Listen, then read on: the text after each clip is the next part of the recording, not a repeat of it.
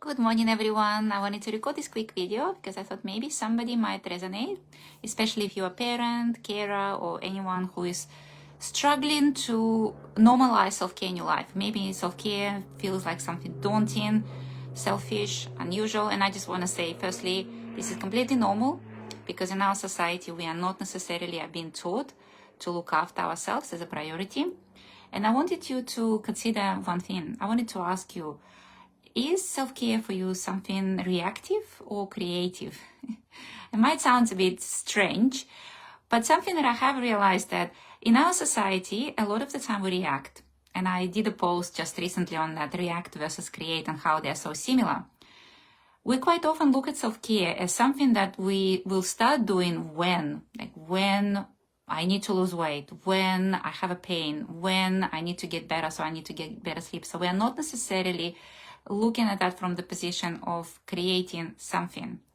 So this is something I wanted to mention and see if you can relate to it and then try to reframe it. Because if you are still looking at the self-care, something reacting that you need to earn, or you need to, you will start doing it when some things need to be fixed, that's okay. It's just your old pattern of thinking. This is how the society has been maybe working, and these are the beliefs that you have inherited, but you do not need to stay with them. You can make a decision to take a pause and start looking at self-care as something more creative, because having your cup full gives you many more options. From the cup full that self-care gives you, you can create life on your terms. Create life with more fun, with more health, with more happiness, and better relationships as well. Oh, wonderful, Rima. Thank you for your comment. And also, if you are, especially if you're a parent who struggles to look at self-care as not being selfish, think about it from creating better example. And I can absolutely relate to that. There is no blame or shame at all.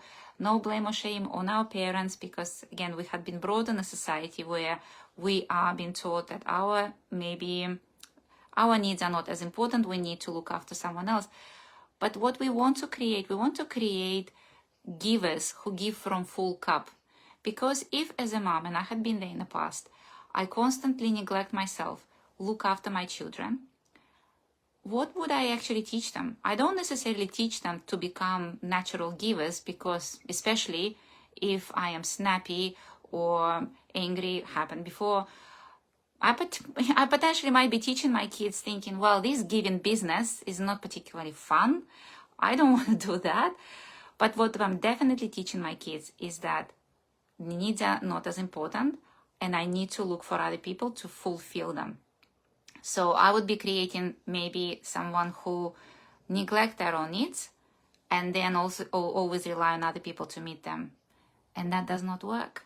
And this is quite often why we might have relationships where you have natural giver and then somebody who is not taught to be given, and we have this disbalance. Or there might be two people who are not used to give or look after themselves either.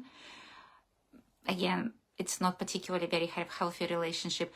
So think about it this way. As a parent, as a carer, you want to set an example.